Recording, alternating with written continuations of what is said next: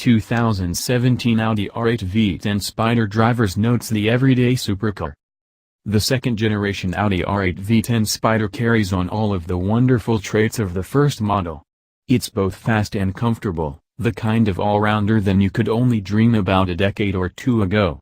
While some of us may miss the V8 and gated manual shifter, the 540 horsepower V10 and dual clutch are still a wonderful combination. This model has a number of upgrades, including a carbon fiber trim package and 20-inch wheels. The convertible top was a nice bonus during fall. All the better to hear that 5.2-liter monster resting in the middle. Editor-in-Chief Greg Migliore: I spent a night in the Audi R8 V10 Spyder, and it's always riot, if you want it to be. Queuing up dynamic mode and blasting away from a stoplight is a heart-pounding experience. But when I was stuck in rush hour traffic, I was perfectly content. The only trade-off is ride height and visibility. It's a little hard to see out of this thing, and you're basically sitting on the ground. Otherwise, the suspension is civilized, and even cruising at semi-legal highway speeds is a buttoned-down experience.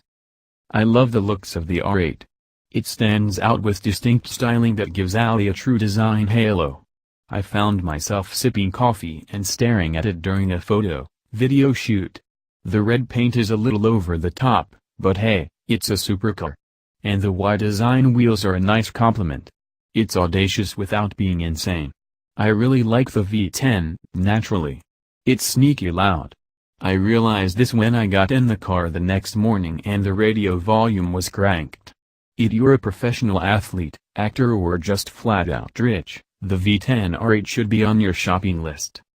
Senior Editor, Green, John Belch Snyder: It's been a while since I've driven the Audi R8, and I didn't expect to like it as much as when I got to use the gated manual shifter in the first-gen car. I was wrong. Things even more amazing now, if slightly less quirky. And, even though it was raining the whole time I had it, the Spyder's convertible top made it even more fun. While the wide-open experience is probably marvelous, the soft top kept me dry while letting in just a bit more noise from the ferocious V10 sitting right behind my head. The sound it makes when it instantaneously responds to the throttle input, screaming upwards of 8,000 revolutions per minute, is hair-raising. This car is simply amazing to rev up.